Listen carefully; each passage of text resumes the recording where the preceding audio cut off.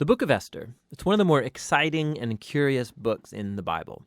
The story is set over 100 years after the Babylonian exile of the Israelites from their land. And while some Jews did return to Jerusalem, remember Ezra and Nehemiah, many did not. And so the Book of Esther is about a Jewish community living in Susa, the capital city of the ancient Persian Empire.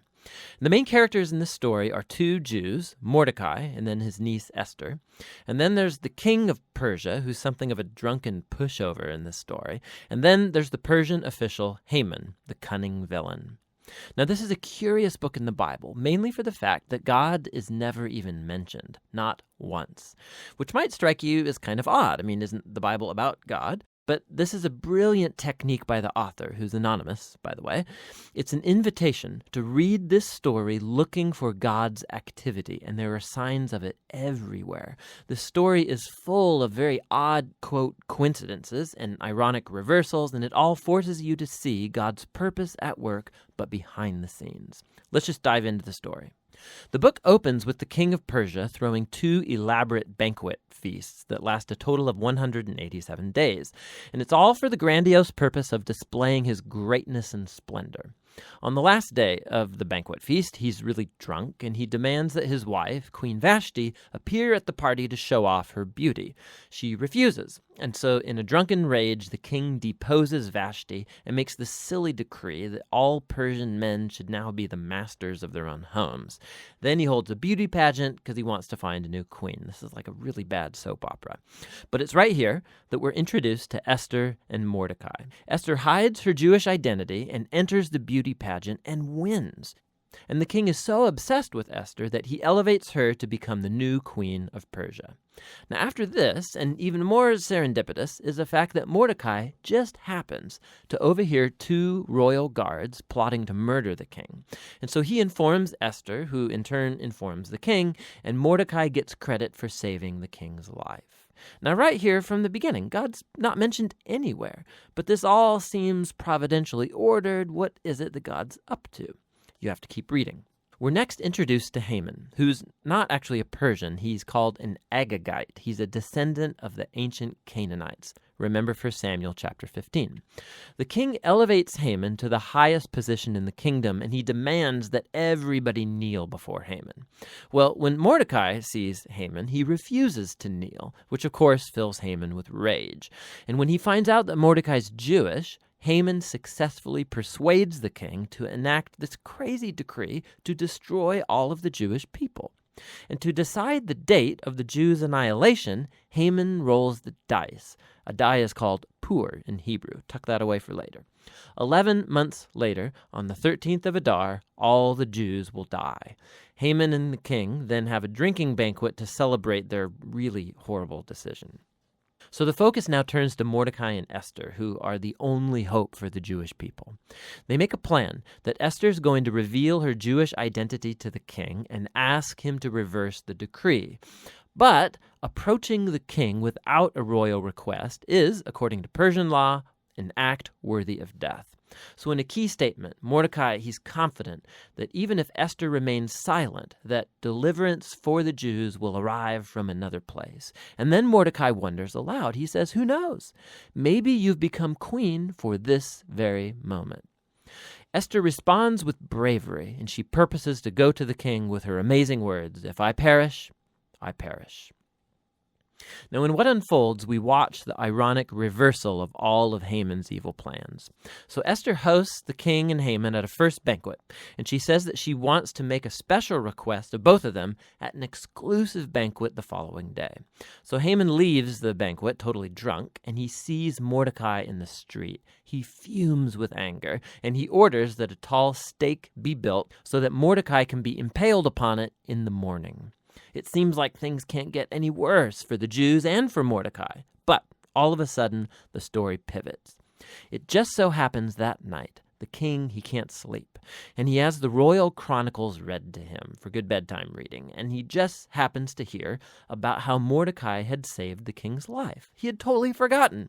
So in the morning, Haman enters to request Mordecai's execution, and the king in that moment orders Haman to honor Mordecai publicly for saving his life. So now Haman has to lead Mordecai around the city on a royal horse, telling everyone to praise him.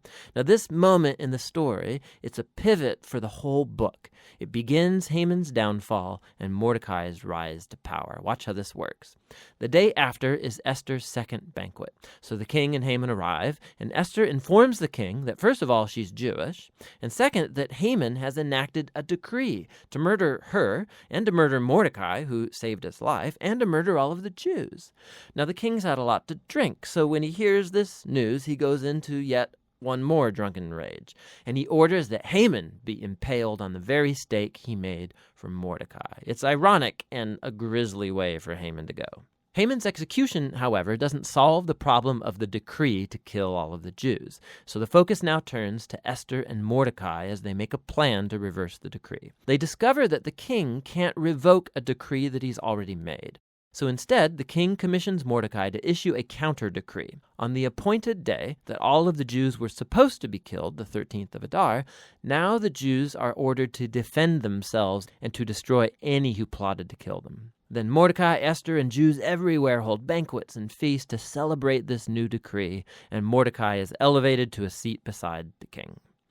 Eventually, the decreed day comes, and the Jews triumph over their enemies. First, they destroy Haman's family, and then any other Persian officials who had joined in Haman's plot. And then on a second day, they get permission to destroy any who plotted against them throughout the entire kingdom. This results in joy and celebration as the Jews are rescued from annihilation. The story then tells about how Esther and Mordecai established by decree this annual 2-day feast of Purim to commemorate their deliverance from destruction. And the name of the feast comes from Haman's dice. Remember, Purim.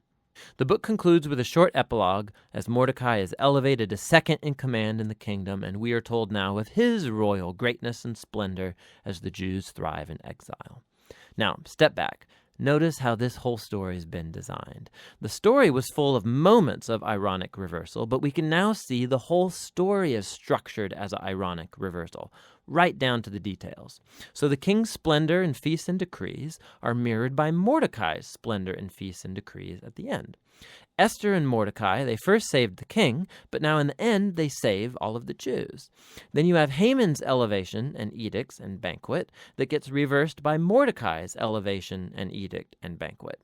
And then at the center you have Esther and Mordecai's planning scenes, and then Esther's 2 banquets that act as a frame around the greatest moment of reversal in the whole story: Haman's humiliation and Mordecai's exaltation. Beautiful. Another fascinating feature of this book is the moral ambiguity of the characters. There's a lot of drinking and anger and sex and murder, of which Mordecai and Esther are a part. Not to mention their violation of many commands in the Torah, like marrying Gentiles or eating impure foods. And so the story's not putting Mordecai and Esther forward as moral examples, as if it endorses all of their behavior. But they are put forward as models of trust and hope when things get really bad. And so the book of Esther comes back to that question with which we began: why God is not mentioned. The message of this book seems to be that when God seems absent, when his people are in exile, when they're unfaithful to the Torah, does this mean that God is done with Israel? Has God abandoned his promises? And the book of Esther says no. It invites us to see that God can and does work in the real mess and moral ambiguity of human history, and he uses the faithfulness of even morally compromised people to accomplish his purposes. And so the book of Esther asks us to be willing to trust God's providence even when we can't see it working, and to hope that no matter how bad things get, God is committed to redeeming his world. And that's what the book of Esther is all about.